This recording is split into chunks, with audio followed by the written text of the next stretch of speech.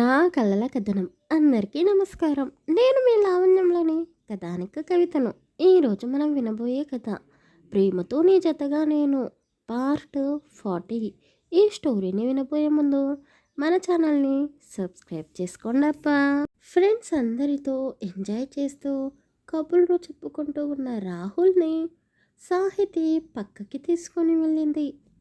రాహుల్ సాహితి ఇద్దరూ కనిపించడం లేదని చిట్టి కంగారు పడుతూ వాళ్ళని వెతుక్కుంటూ వెళ్ళింది. రుద్ర తన మనసులో ఉన్న మాటని సాహితికి ఎలాగైనా చెప్పాలి అని ఆమెను వెతుక్కుంటూ వెళ్ళాడు. చిట్టి ఒకవైపు నుండి మరోవైపు నుండి రుద్ర వాళ్ళనే వెతుకుతూ వాళ్ళు ఉన్న చోటికి వెళ్ళారు.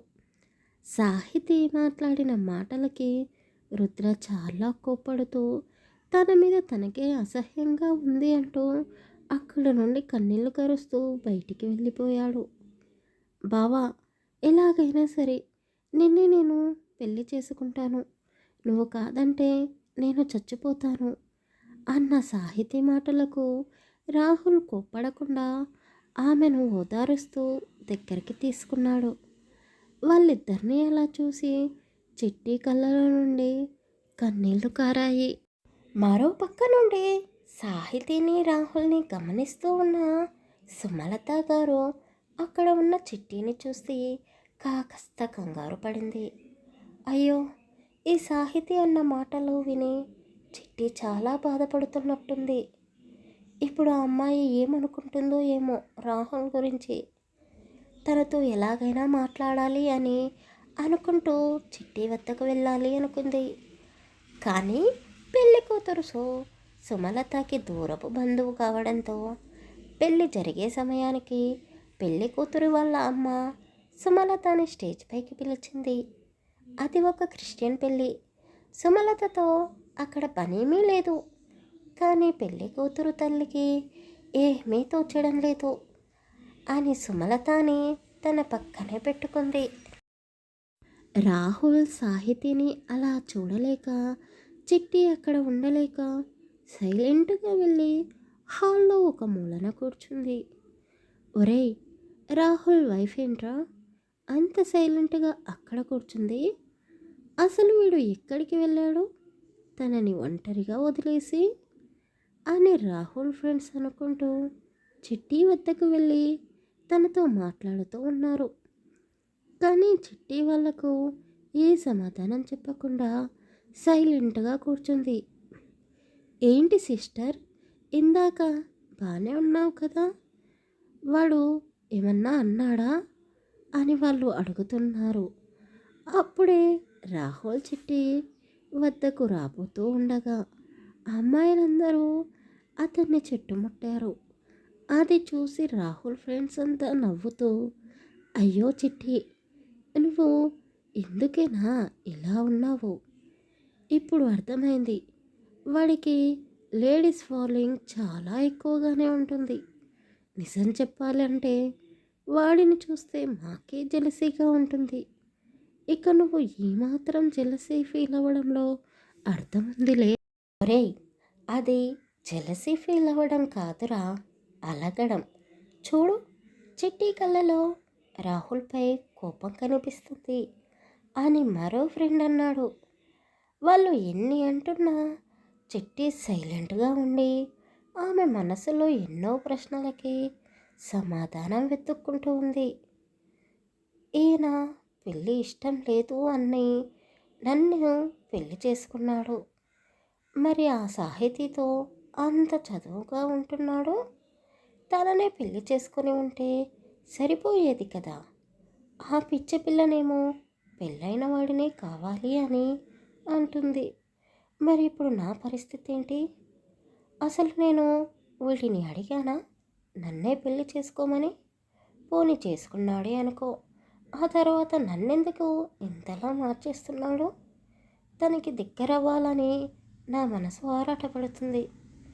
ఆ దేవుడు ఎప్పుడూ నన్నే ఇలా ఎందుకు శిక్షిస్తాడు? నా జీవితంలో అమ్మా నాన్న ప్రేమ ఎలాగో లేదు, ఇప్పుడు భర్త ప్రేమ కూడా ఉండదేమో అని చిట్టి మనసులోనే బాధపడుతూ ఉంది. రాహుల్ ఫ్రెండ్స్ చిట్టితో ఎంత మాట్లాడాలని ప్రయత్నించినా ఆమె సైలెంట్గా ఉంది. తనని ఇంకా ఇబ్బంది పెట్టడం ఇష్టం లేక రాహుల్ వద్దకు వెళ్ళిపోయారు. ఒరేయ్, ఇక్కడేం చేస్తున్నావురా? ఆయన అమ్మాయిలకి దూరంగా ఉండే నువ్వు ఏంటి ఈరోజు ఇలా ప్రవర్తిస్తున్నావు? అక్కడ నీ వైఫ్ ఒంటరిగా కూర్చొని బాధపడుతుంది అని వాళ్ళు అనగానే రాహుల్ చిట్టి వైపు చూశాడు. ఏంట్రా, మీరు చెప్తుంది నిజమేనా? వాళ్ళతో మాట్లాడుతుంటే నా వైఫ్ జెలసీ ఫీల్ అవుతుందా? అదే కదరా బాబు చెప్తుంది. ఇంతమందిని ఎన్నిసార్లు కబుర్లు చెప్పి ఏం మాట్లాడినా తను మాత్రం సైలెంట్గా ఉంది. అవునా? ఈ సాహితీ గొడవలో పడి నా మూడంతా డిస్టర్బ్ అయింది.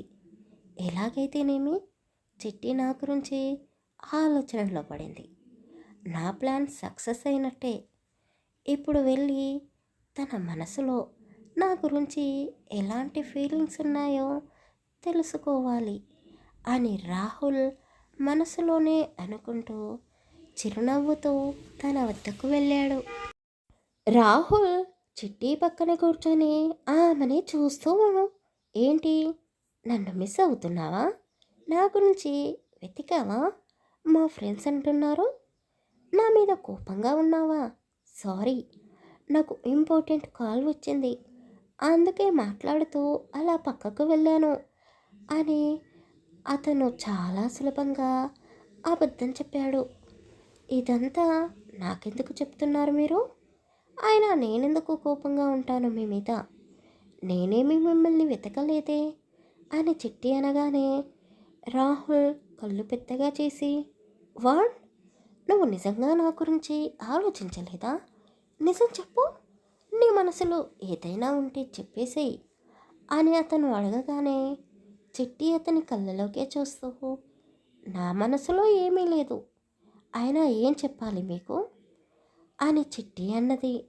అప్పుడే స్టేజ్పై ఉన్న జంట రింగ్స్ మార్చుకుంటూ ఉన్నారు. అందరూ చప్పట్లు కొడుతూ వాళ్ళని ఆశీర్వదిస్తూ ఉన్నారు. పాస్టర్ బైబిల్ చదువుతూ అందరినీ సైలెంట్గా ఉండమన్నాడు. బైబిల్ చదవడంతో పెళ్ళి పూర్తయింది. అందరూ చాలా సంతోషంగా ఉన్నారు. ఒకరిని ఒకరు హగ్ చేసుకుంటూ కొత్త జంటని ఆశీర్వదించడానికి స్టేజ్ వద్దకు వెళ్ళారు. రాహుల్ కూడా చిట్టిని వెంట పెట్టుకొని ఫ్రెండ్ వద్దకు వెళ్ళాడు. స్టేజ్ పైనే ఉన్న సుమలతను చూసి రాహుల్ ఫ్రెండ్ని కలవకుండానే చిట్టిని తీసుకొని పక్కకి వచ్చాడు. చిన్ననాటి ఫ్రెండ్స్ అంతా ఒక్కచోట కలిసి పాటలు పెట్టుకొని చిందులు వేస్తూ ఉన్నారు. రాహుల్ని కూడా బలవంత పెట్టడంతో చిట్టిని తీసుకొని డ్యాన్స్ చేయబోతూ ఆమె చెయ్యి పట్టుకున్నాడు. అంతే, చిట్టి కోపంగా అతన్ని పక్కకి తోసేసి, నీకు ఎన్నిసార్లు చెప్పాలి నన్ను ముట్టుకోవద్దు అని?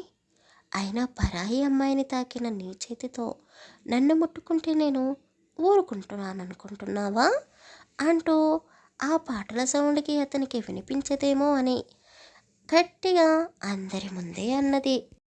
రాహుల్కి చాలా కోపం వచ్చింది. చిట్టిపై చెయ్యెత్తి కొట్టబోయాడు.